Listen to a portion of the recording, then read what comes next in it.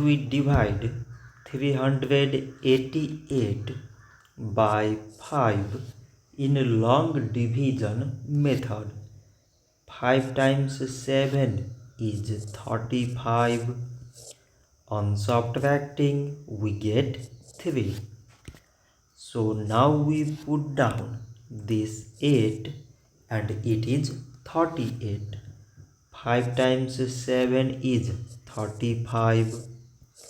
On subtracting, we get 3. So now we have no any other number to put it down. So we take here decimal, so that we put 0. So it is 30 and 5 times 6 is 30. On subtracting, we get 0.